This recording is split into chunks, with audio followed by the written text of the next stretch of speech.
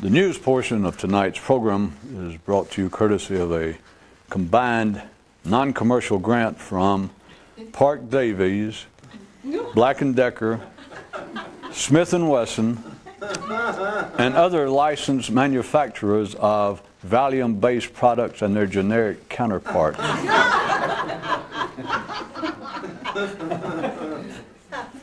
Who remind our viewers of this message: avail yourselves hereof, or be availed upon. Now the news. There was once a land of peace. There were daily disturbances, but they were always quickly quelled, and no one gave them any particular notice. Then as the kingdom grew and matured, a certain apprehension fell over the land. And while the daily disturbances did not increase, the people's foreboding became a major part of their everyday life. And yet, amidst it all, they grew and matured, with only a few questioning the matter. A viewer writes, listening to your comments regarding the numerous disturbances that can beset a man due to his thinking has at times made me forget all of the stress that can come from my subcortical nervous system. I notice you never mentioned that. All right, sir, I'll mention it. It can be of use. In place of trying to focus your attention by counting each breath or repeating a mantra, you can privately to all of your systems, whenever you can think of it, you can privately say to all of your systems, whenever you can think to do so, stress not. If you will keep in mind that my use of the word stress is not limited to routine interpretations of the phenomenon, I will make the further observation that the ordinary state of consciousness, often referred to by mystics as that of sleep and confusion, can also be seen as being a condition of unacceptable stress. That is, to those who struggle against it by undertaking the quest. The simple feel little stress beyond that of immediate physical needs, and the more sophisticated believe it all based on past experiences. As always, only the more conscious see what it is in its entirety. A tree rigid at the roots is rigid at the top. And while neither can apparently do anything about it, at least the top can try. Circumstances don't break a man. The wind does. Where consensus usurps the potential of the individual, there will Adam be found to have been driven. In one land, legend says there was a particular spirit which originally produced the concept of time, which was followed by its sister's invention of stress, both of which remained inoperable until their father made the creatures there capable of thinking about the two. Back in this kingdom, a man once stopped and asked himself, besides all matters of physical life and death, what is there that actually impacts men's lives that does not come from thinking? At first glance, he thought this far too simple to be of value. Then giving it a wider look-see, he wasn't quite so sure. And a viewer writes, as regards matters such as you have just again mentioned, the potentially broad, extremely broad effect thinking has on man, I ask you, are there not limits to this suggested situation? Yes, viewer, there are two. The illusionary collective one of death and the secret private one of the mystics who disassemble it while still alive.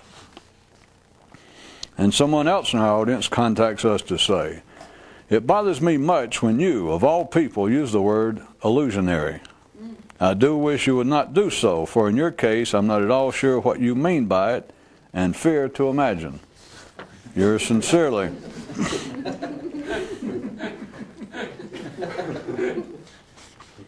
How it goes. The simple worry about behavior. The more sophisticated worry about the behavior of the simple. While anyone with half the sight that God gave an alley cat can see that it's all ultimately a shadow play, put on for the benefit of the hand puppets casting the silhouettes, who periodically interrupt the proceedings with their cute, though futile attempts to pat themselves on the back for such a well-done job of authorship. Yeah. And a viewer writes, "Are you just trying to make me feel helpless and impotent? That is, more than I already do." On one world was once a race of creatures who believed that just over the horizon always lay trouble. But they were eventually overtook and replaced by those who believe that just thinking that there is sufficient. And as the original group was fading from the scene, they were absolutely unable to understand why this change was occurring. The tenseness possible in the mind makes that of the body look like amateur night. The ordinary take the proverb, "It's easy for a full man to dismiss a hungry one," to be a comment about charity, while the more conscious see it to be about unacceptable aspects of aging. An advanced travel tip. It's not only hard to go anywhere when you don't know where you're going, but furthermore, hard to know where you're going if you're not actually going anywhere. And upon hearing this, a man in line at the ticket counter held his head and says, "I feel a stress attack surely coming on." Men have so long been in their present condition that most have lost the awareness that freedom from any prison need not be measured in miles and thousands of miles, but in mere inches. That is, it lies just on the other side of the cell door before you. The geometry and topography of human thought in certain areas is such that the further away seems a possibility, the more agreeable and thus possible it seems. To acute eyes, this alone reveals the basis for man's stories of distant gods and faraway adventures. And how about some what if? What if being more conscious is simply a condition of finally realizing where you and everyone else actually is? There was once a city served by two infrastructures of water, sewers, power, and communications. And one of them was solidly and unshakably put in place, while the other was not so much so. And while everyone was serviced by both, some were more so by one than the other. One man recently pondered, if a state of expanded consciousness is like being of no mind, then not only what has one thereby gained, but also what have they given up? No description can convey the feel of the streets of another world. Only the walking there can. A man wrote the Universal Doctor and asked, is it possible for a person to worry too much about not being more conscious than they are? That is, be continually thinking about it so that it becomes unprofitable, even harmful. And the doctor replied, I understand your question entirely, but suggest that you go too far in your use of the word harmful. The rest of your comment is certainly worthy of additional consideration on your part. Sincerely, the doctor. And in our Playtime Dictionary, we find this entry. Human thought, the original friction-run toy. And a man says, could I have a race car instead?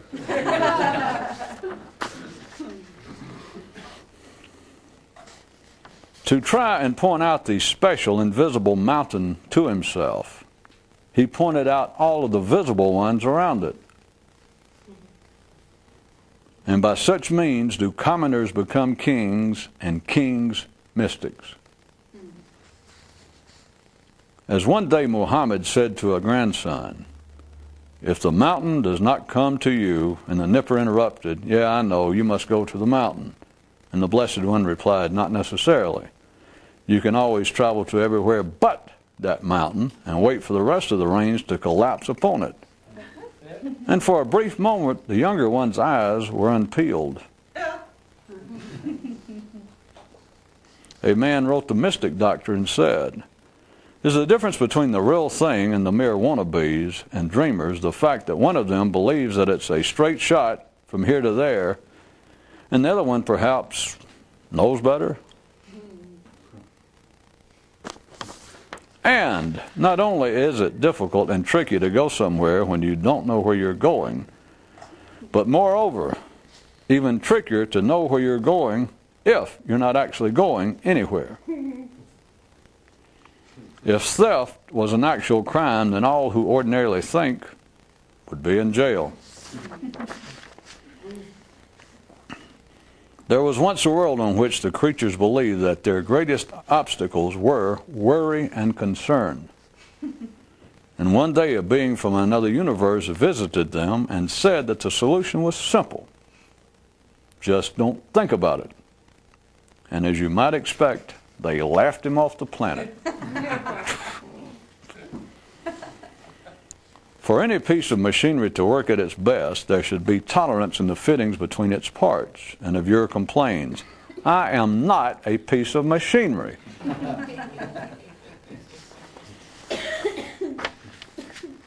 To help at arm's length keep the possibility of the secret seen, one man continued to misspell many a word. And the viewer writes, "I fail to see anything whatsoever humorous regarding the verbal traffic flow through my mind." A professional man, no doubt. Mythology update. The gods who fear ridicule are just asking for it. There was no need for an introduction or exchange of business cards when Apollo and Jupiter first met. They recognized in one another a fellow expert. A certain earthling once wondered what it would be like if he could establish a relationship between his mind and, say, his stomach, similar to those naturally occurring between him and other reasonable men. And now the name of the next song is, "What the hell personal good is us all gathering up in bunches of civilization if it doesn't lead to sheep learning to fly, or at least in being able to imagine that it's possible, if you could ever discover how to lead the flock in a manner healthy." There was once a man who wanted to develop his own private motto, which he wanted to be, "It does no good to know what you're doing if the knowing no pleasure gives." It probably remains salubrious for men that wants so infrequently inflict any real harm. And the viewer writes, "I do not enjoy being individually made fun of, even if you don't specifically single me out." To those with a wider view, simply being alive is not stressful. Thinking about it is. And being more specific, the sound of traffic is not what's stressful, but rather you're believing that you have valid preferences in the passing vehicles. Bumpers don't kill people. Hanging on to them does.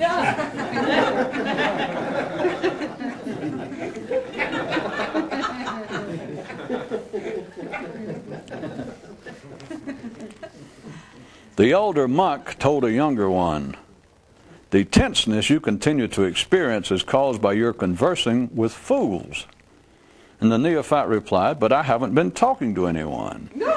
To which the elder responded with shoulders shrugged and arms turned in the international sign of, "So?"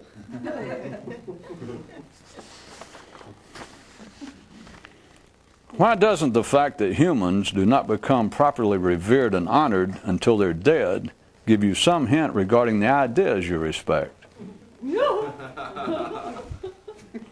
One man secretly drilled a peephole in the wall between his shower and that of his best friend, who just happened to be his mind. And who, as it turned out not to be his best bud after all. For their Wednesday night vapors service, the head monk delivered the following message to the mystical flock. If your present thinking can make you horny, then be prepared to tie down your dick with baling wire when you get a full blast of mentally stripped consciousness.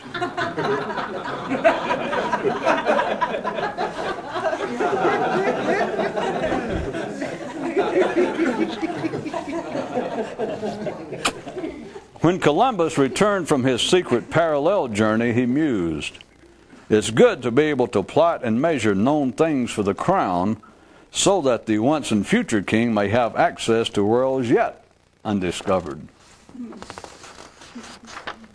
A viewer writes, "My brother and I used to get stoned and watch your show. But as what you said seemed to become more irrational and impossible, the drugs no longer seemed appropriate. That is, they no longer seemed to work. My question is, did the tenor of your talks really change, or was it my hearing?"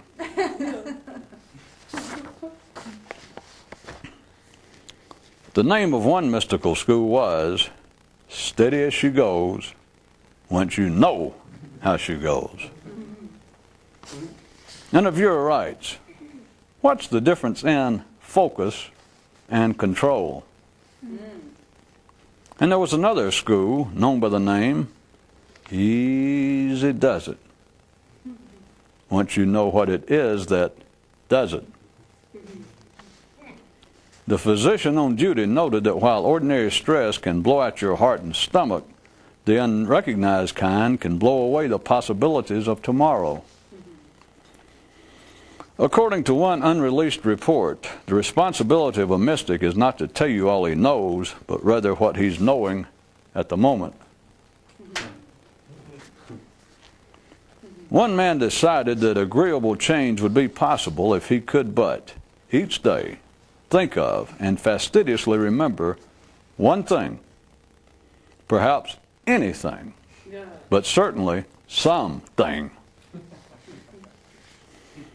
Then there was this other chap who wondered if man's greatest fear was actually of losing something, or maybe of gaining something for which he was ill prepared.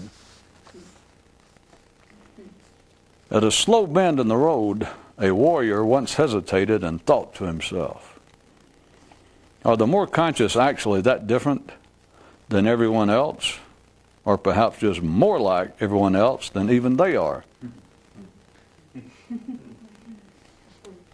Do you not begin to clearly realize why life is so reluctant to allow those who truly know to publicly speak and write about it? Out on a great plain was once a mighty bucket, and sometimes it seemed the bucket would be overfilled, while at others it appeared to be under. The bucket knew this to be an optical illusion. In fact, even the plain did.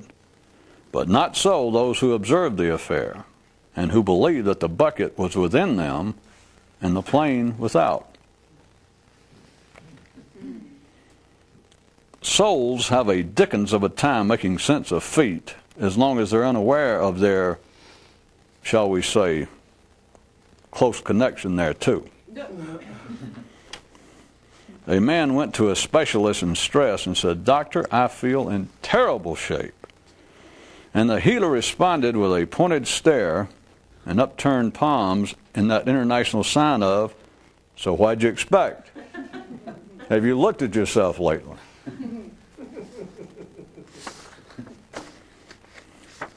A certain man pondered, "Is it worse never to reach the prize or to worry about it?" And 'tis good he didn't ask if it's worse to ask such a question or be aware of it. No. Man's eyesight is constructed so that he cannot see anything too abruptly. At best, with the ordinary, it's gradually does it.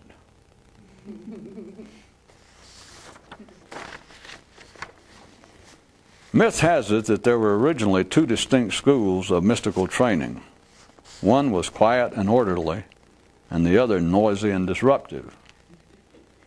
It's further hinted that only one of the two was intended to survive, but due to the demands and operations of man's ordinary thinking, things have turned out otherwise. Yeah. Mused a truant. The nice thing about finally leaving school is that you can burn the place down and not lose anything. And his mind suddenly said, hey, you better not be thinking what I think you're thinking. Once you realize how the bricks are laid in man's mental structures, you can see that while you can run from foolishness, you can't run to understanding.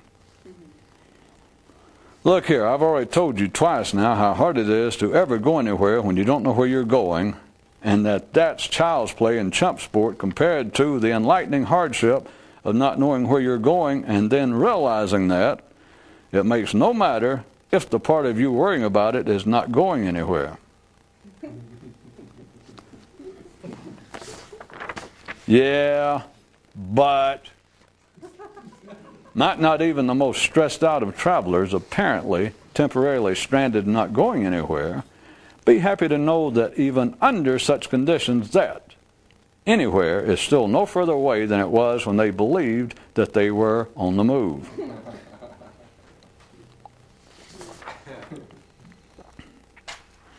Finally facing up to the fact that he had no saleable musical talent, this one man decided that he'd try to stop singing to himself. The court physician once so advised the king, above the instinctive level of one's nervous system, the only excitement and enthusiasm worthy of a ruler is that which is feigned. On the bathroom wall of a honeybee monastery was found this graffiti definition: speech, the language of dolts. And lastly, a thumbnail reminder that all alert travelers can carry with them anywhere at any time. Whichever way you think you're headed, right this instant, is the wrong way.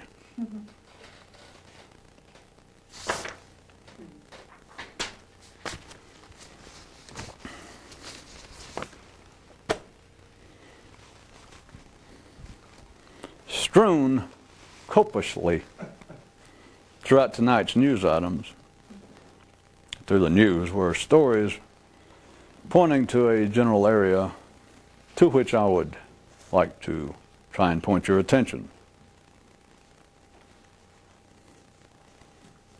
Throughout the years, based upon, in reaction to things I'd written in public appearances and now these TV tapings, of all the correspondence, the greatest amount of it could be easily classified, first off, as you might imagine, as whining and complaining, with not the intent to get a laugh. It just simply is. But of a kind that I can paraphrase, put together in a certain manner. And it was exemplified by this fictional letter, the second news story of the night. Because although no one ever expresses it in this way, not only to me, but to themselves, and you do not hear it in ordinary life, you do not hear it between individuals, you do not hear it at a professional level, that is, from, say, parishioners to a priest, or nowadays from a patient to an analyst. People do not simply think of it in this way, but now I'm going to think of it in this way for them and let you hear it. The second news item tonight was that a viewer supposedly wrote and said, I'm paraphrasing myself, having that freedom, which the actual news item that you heard tonight read literally, was a paraphrase of what I thought, so there you go. The viewer said, on this basis, he said that after listening to my many comments regarding what he interpreted to be the kinds of various disturbances a man's thinking can cause him, which he would have been within his right to make such an observation. All the kinds of silly stories, apparently, that I've written about a guy looking in a mirror, a man talking to himself, and all the things about the relationship between a man and his mind, like a guy tonight boring a peephole between his shower and that of his best friend, who he thought was his mind, all those sorts of things. That the viewer says that after listening, and we'll assume giving some consideration and reflection to what he interpreted to be the many disruptions, disturbances, insults, affronts, problems, difficulties that a man's thinking can give him. I'm still quoting this viewer. He says that after getting involved with that, he realizes that very often he loses sight of the fact that he forgets about the same kind of problems, the same kind of stress is what it amounts to, as he put it. He's the one that started using the word tonight. That he forgets about the kinds of stresses that he has always enjoyed, that is, experienced, from the subcortical nervous system level down. Now, what does that have to do with all the letters I received? I'll be damned if I know.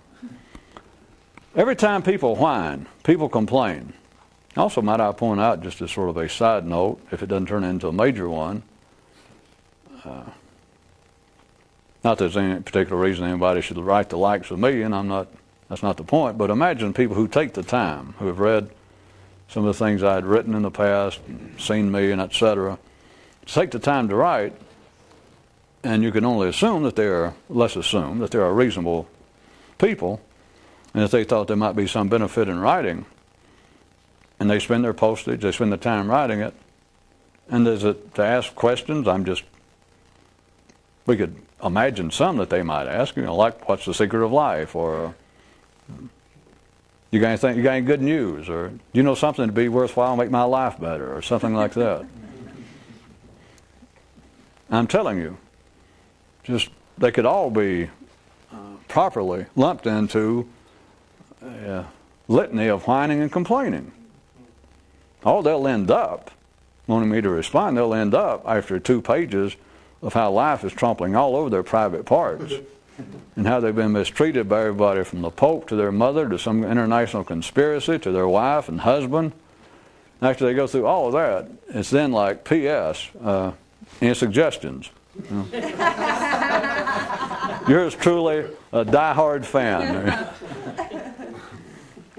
At any rate, here we go. Now, I've talked about whining and complaining and from a variety of views. But now consider when people in life, I say whine and complain, maybe I should say something else because you always giggle at it, but the stress, let's go ahead and use that guy's term in that first letter writer because I picked up on it. Now, throughout, as I said, there were various items in the news tonight pointing in the same general direction, sometimes referring to tenseness, sometimes to rigidity, sometimes to a stable construction, to worry and concern. But since he started out using the word stress, everyone feels that there is a certain kind of stress to being alive. They do, as always, ordinary people have no reason to try to analyze it in either particular direction, either up or down, left or right, back and forth, the future, or the past. But also tonight was a news item, the first one, that said there was once a land of peace. There were daily disturbances, but they are always quickly quelled. All right, everything that's alive, and it doesn't have to even be sentient in a sense. Well, we can take plant life, but anything that passes the general definition of being alive is under a kind of stress. That is, that there are daily, at the very least, disturbances in their otherwise land of peace, but they are quickly quelled. Now, you have that same sort of land within you at the subcortical level of the nervous system. And this simply being the daily disturbances in everyone's land of peace that does not benefit from a cortical intellect. The land of peace is everything between the episodes of eating, defecating, drinking water, fighting off someone for territory, mating, fighting off someone encroaching upon your mating territory. That is, that a wolf lives in a land of peace except for daily skirmishes, which he quickly quells. At the nervous system, in man's nervous system below the cortical level, you too suffer from daily disturbances, which are stressful. But assuming that you are as reasonable as any reasonable wolf or lion or possum, you quickly quell them. You always quickly quell them. You're hungry. You're not going to walk around being hungry to the point that it begins to create stress to such a degree that it gets above the instinctive level. That is, you keep on and on putting off going to lunch until your boss comes by there at your desk and says something about what happened to such and such report. You go, leave me the hell alone. And you think, uh-oh. And you think, I knew I should have eaten. You do not do that. If you're just an ordinary sane person, you always quickly quell. And I say quickly, you quell within a reasonable, or as we like to say in the metaphysical attorney profession, in a timely fashion do you quell these disturbances. You do it in time so that they do not cause additional problems. Men do not consider that is stress. Men do not consider, if they were ordinary, sophisticated, educated persons, the idea of stress, the subject arose, they do not consider that stress lies anywhere that has any origins other than right up here. Right up here, and its interpretations of one's own personal past life experiences. But it originates here. Now, as is always true, there are periodic, and we're still going through them now out in the ordinary world, periodic bouts of some so-called expert in the field of biology, psychology, saying that, speculating that they're, even claim that he believes he has almost discovered maybe a gene that causes something specifically, such as aggression. By the way, since we're on the subject, would all you people, just you part-time viewers at home, would you turn down the sound for just a moment? Thank you. You might as well face this. I might as well go ahead and tell you. There is a gene for everything. All right, you can turn the volume back up now. Okay.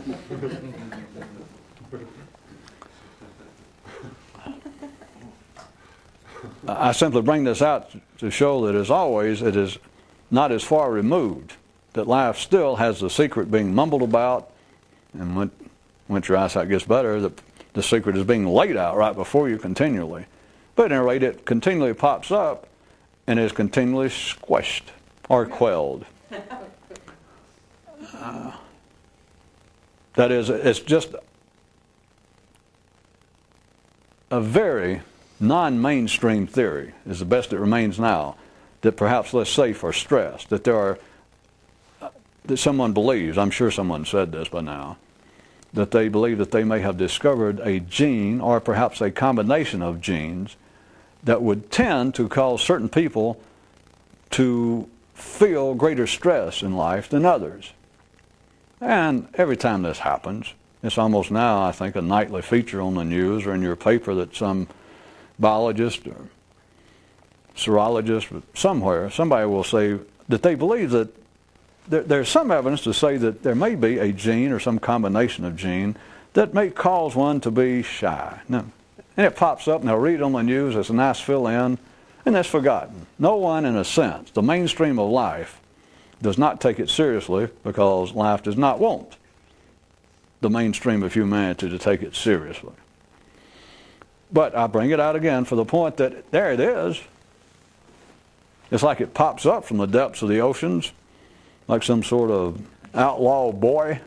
They just go, it pops up, and people give a glance and go, oh my God, and they look off and shake up some more martinis and set sail in another direction. Everybody forgets about it.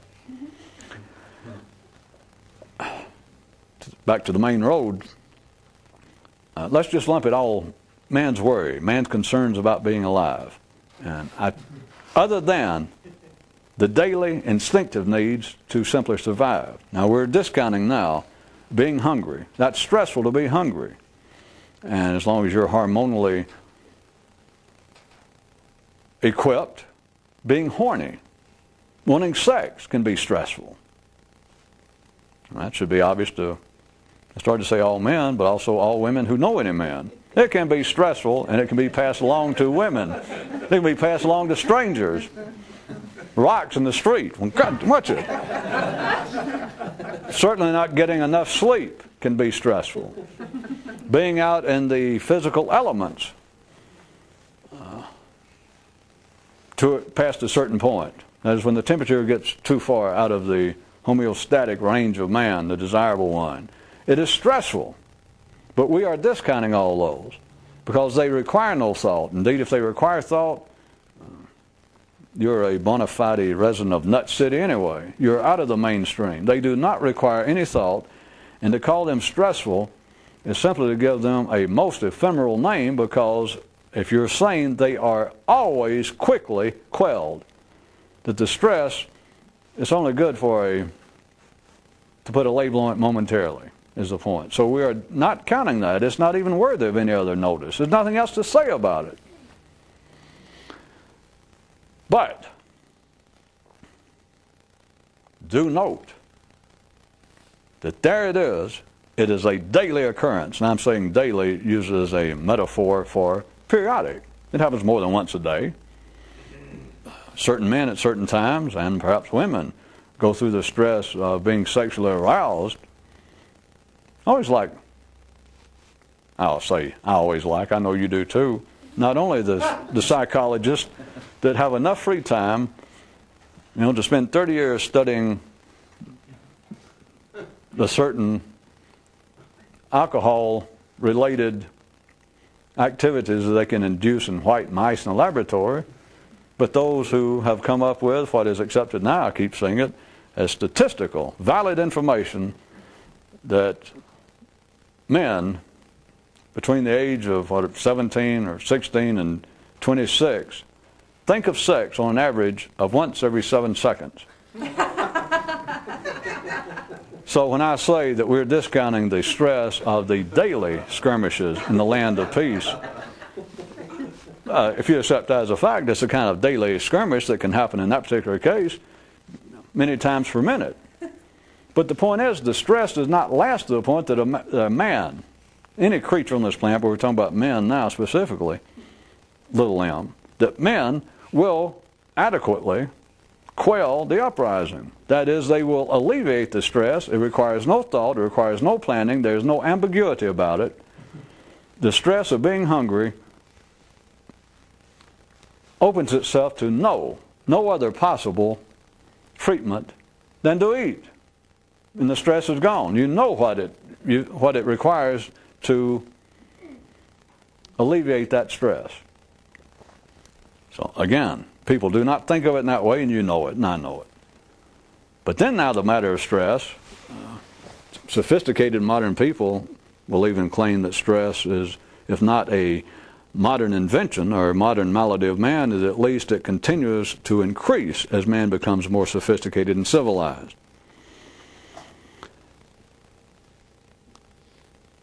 No one who speaks of stress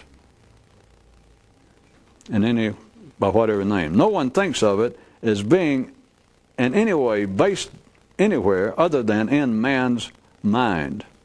And by mind I also include now his personal past experiences. That may sound like two different things, but think about it, and that's the way ordinary minds look at it. That is, it's either the stress I feel now is either due to some perhaps weakness, I know they don't call it that anymore, but some flaw in my thinking, in my mental processes that causes me to feel stressful about life, wherein there's no real immediate need for it. And that lends itself to my second description of it, that yes, it seems to be ill-founded, that I am not being beset right now by Philistines at the door. I'm not living in a neighborhood in which I get mugged every night. I'm not in fear of losing my job. There's been no gossip about it. And yet I feel this kind of vague, unspecified foreboding about being alive. And the interpretation now used to it would be, or some people still do, they'd say, well, hey, that's because God offended man, or man offended God at one time, and now it is just simply his recompense as part of the price of sin that he now feels uncomfortable about being alive. The more modern interpretation is that a psychologist would say, and now it is a part and parcel of most people's thinking packages, that, yeah, I feel this kind of vague apprehension, or I feel a kind of stress to life, and I don't know to where to lay the blame for this. And the immediate thing you think about. If you don't do it, whoever you're talking to, your coffee drinking companion will say, well, I bet if you thought about it. Now, you said that you weren't worried about losing your job or there's no gossip. I bet if you thought about it, didn't your father, or I'm just guessing, didn't your father maybe lose his job unexpectedly, or maybe an uncle, or maybe somebody your father knew? And you think, yeah. Either you think of something specifically, or you feel good, you're glad that he jogged your memory to remind you that you're a modern, up-to-date, sophisticated person, and that therefore, even though you can't specify any particular cause for this feeling of stress you have, you know that there is. And it's ill-founded, though. It is. It's something that's been acquired. There's something happened in your past. If you can't right now, and I will admit, as you know also, that many modern, up-to-date, hip, wise people, that as soon as the subject of stress came up, if they were sitting there with a friend, somebody says, you look stressed out, and they go, yeah, I am. They go, what's wrong? And you immediately had no answer. If you were this person, you immediately had no answer. You probably wouldn't need jogging of the memory. You would go, you know, that's strange. I feel that, this is not something new to me. I've been feeling this since I was a teenager, as far back as I can remember. And I'm not, to tell you the truth, I'm not quite sure, but, it's obviously, something happened. Maybe it was, precognitive in my childhood, but I mean, there's something. Maybe I suppressed it. But, this obviously. And they would do this, and the drinking companion, if he's an equally hip, ordinary person, he goes, yeah, that you're saying, I don't know what it is, but hell, you're equally hip and sophisticated along with me. You know that kind of feeling of just sort of tense about life, just a certain kind of gloom and apprehension, and you don't really know why. And we know, we're hip, we're sophisticated, we're post-Freudian people. We know that there's some repressed experience in our past that causes this. And everybody, poking fun, I am not, as you know, because it accomplishes nothing anyway. There's no fun to be poked, because it is a collective reality of the sophisticated world now, is that both the people involved in my imaginary conversation, they go, yeah. Of course, I say they go, yeah. It's the hand puppet play. It's like thinking, you go, yeah.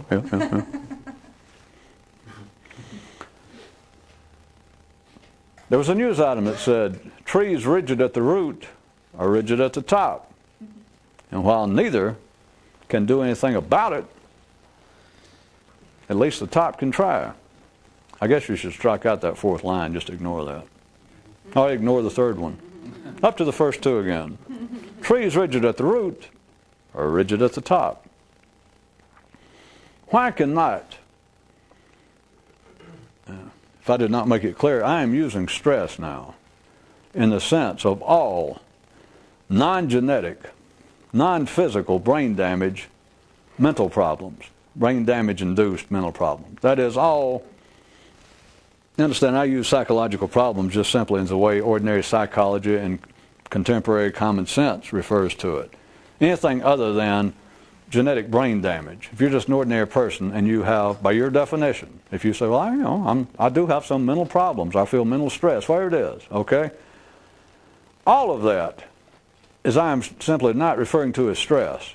People can call it phobias, they can call it apprehensions, they can call it unspecified fears. They can call it anything they want to, but you understand it's stress. I'm not trying to make a point of the word, I'm just lumping it in a certain way because it is an area in which people feel that much of their life is spent, or that this whole area has a great impact on their life, and yet no one is concerned over not being able to identify it. No one is concerned over the fact that it can't be cured. Of course, now I got to say, I'm using concern as unlimited as I am stress. They're not supposed to be concerned. But here it is to point out again, the secret is right out there in front of you, is notice, again, as I point out, no one is at all disturbed. The kinds of people wired up, part of the mainstream of contemporary modern life, who will in some way undergo analysis, seek professional treatment, counseling of any kind for the stress. Well, first I didn't finish. I understand all stress, all these so-called mental, psychological problems are due to one thing, thinking. Again, if there was any justice and I had any good taste, I'd stop right here and that'd either be the end of the night or the end of me. I'd never say anything else. But see, the ordinary mind can't even take that. It just completely dismisses it. To say that the cause of all psychological problems, by anybody's definition, I'll take whatever definition you give. Think of it, all right? The cause of it is simple, thinking. And ordinary minds will either dismiss that as ridiculous, redundant, non-sequitorial. How about ridiculous? It fit ridiculous. Or I guess somebody here and there might go, wait a minute. That is somewhere between self-serving, self-referential, and too obvious and silly to be taken seriously. Yeah. Well, hey, it was free diagnosis. If you'd turn down your sound again one more time, it wasn't a free diagnosis, it was a free cure. Yeah. All psychological problems are due to thinking. It is not due to past experience, it's not due to unrealized traumas, unremembered harmful occurrences in your life. It's due to one thing. It's caused by one thing, thinking.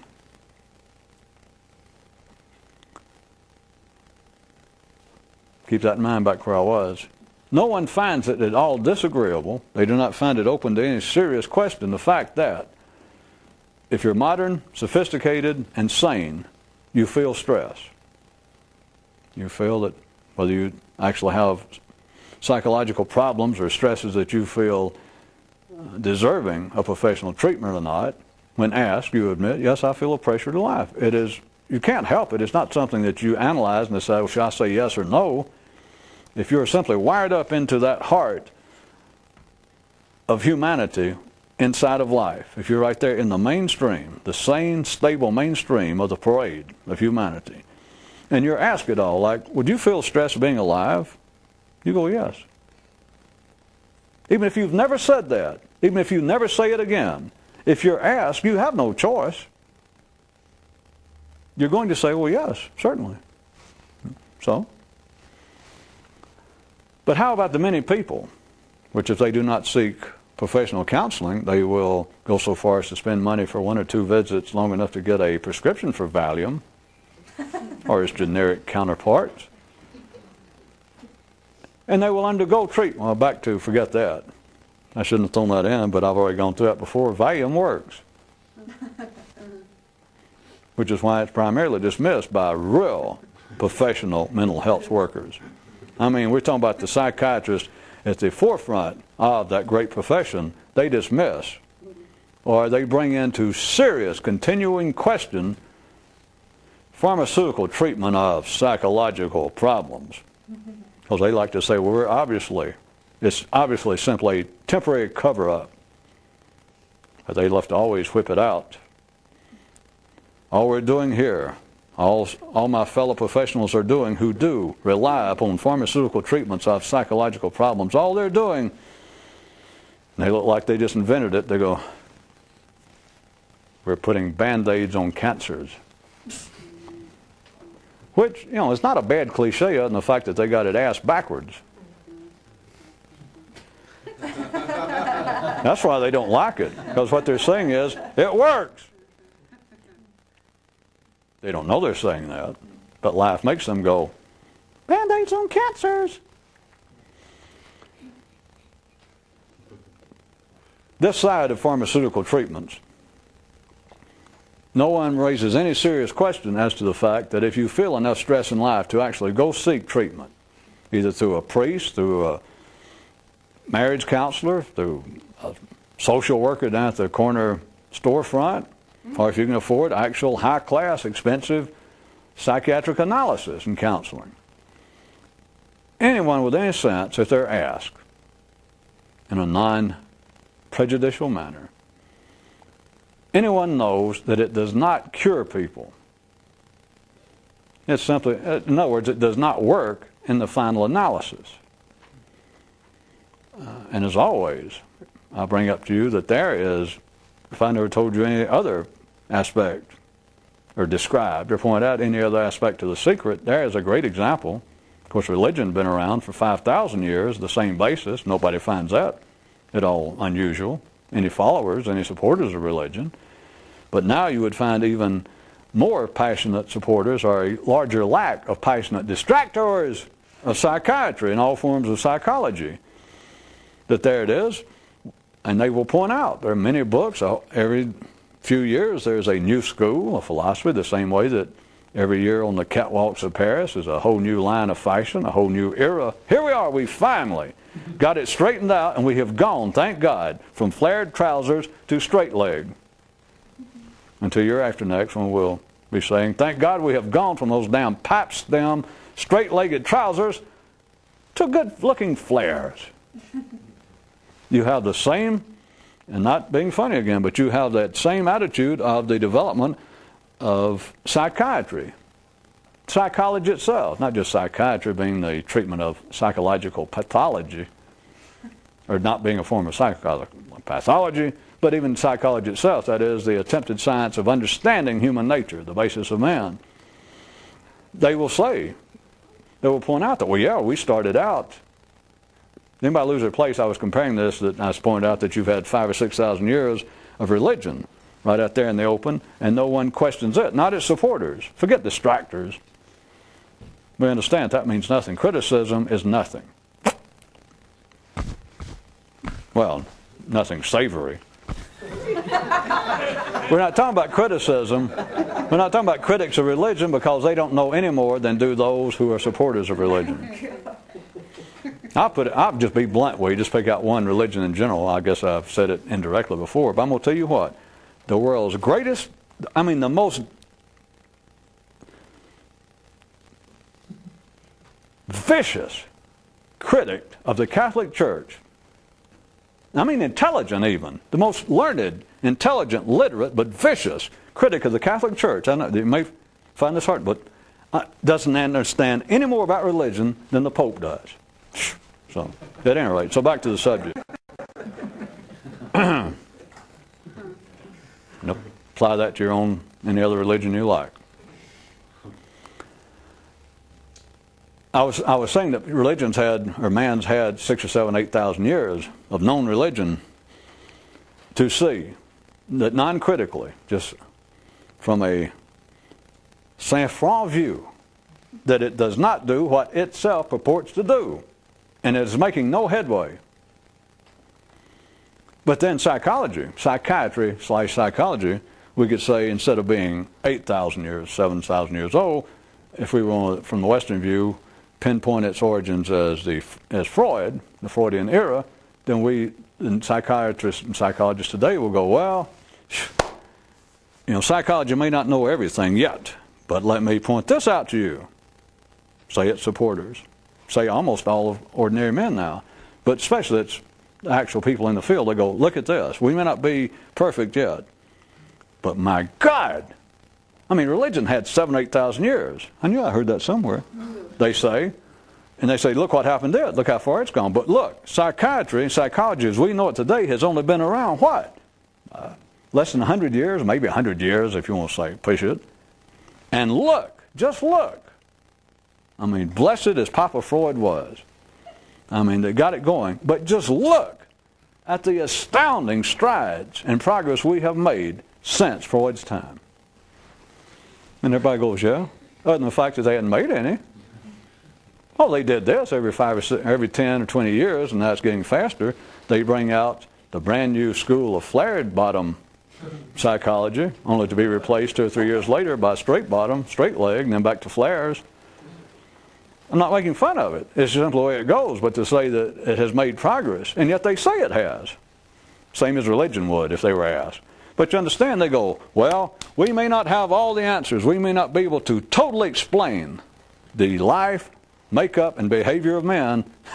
But by God, man, We've only been at it 100 years, and look how much progress we have made since the time of Freud. And everybody goes, well, that's true. No, it's not. It's not supposed to be true. But if you got anything resembling a potential to be conscious, you should at least think to yourself, well, that's not true. Just to yourself. No need to bring it out. If you bring it out, you might end up being a critic. It is not true. But does anyone find it unusual? Does anyone find it questionable? Does anyone even find it interesting? They're not supposed to. So now stress. Going to wrap up an hour and 90 seconds? Oh, 60 seconds, all right. God, the pressure of having to, oh. God, I almost stepped in it, didn't I? Wipe that off the tape. If you are a modern person, generally sophisticated, educated, reflective, thoughtful, considerate, well-meaning, you feel there is a stress to being alive, and you do not analyze it this way, but you do not think of the stress of being alive as being having to eat, get laid, have a place to sleep, and get in and out of the cold.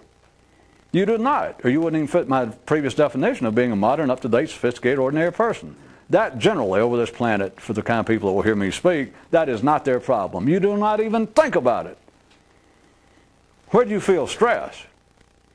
Then you would start making examples like, well, wait a minute, you say that an ordinary man doesn't feel stressful about just being alive, but contrary, you might say, I do feel stressed because, for one thing, you're talking about I don't feel stressed about getting laid, about having sex. I'm going to tell you what I do because, all right, for one thing, I need a better job. I need a better car because the kind of women that I can pick up, I have to end up down at Bruno's Black and Blue Lounge, picking up waitresses or hookers or, off the clock. And you can say that I feel stressed. I know I'm making it funny at the end. But you fit, ordinary person, I guess I'll pick it up next time. The ordinary person says, I feel stressed, and they will pick out things that at first you might want to laugh at. But if you're an ordinary man and do not analyze it, look at it any further, it is not funny, it's not facetious, as they would say, well, I do feel stressed.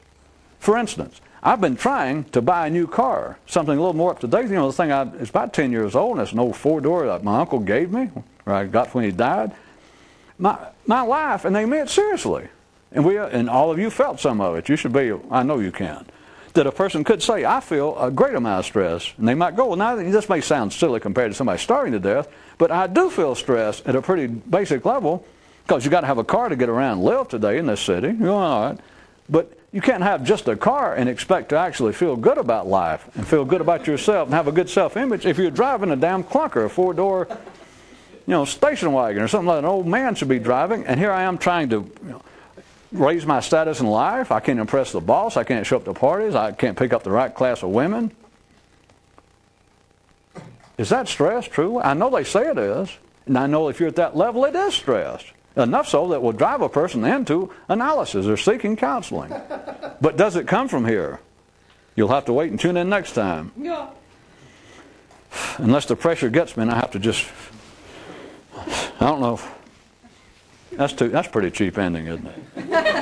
Hey, it's a cheap show. It's free. I don't know. I'll pick it up next time unless the pressure gets me.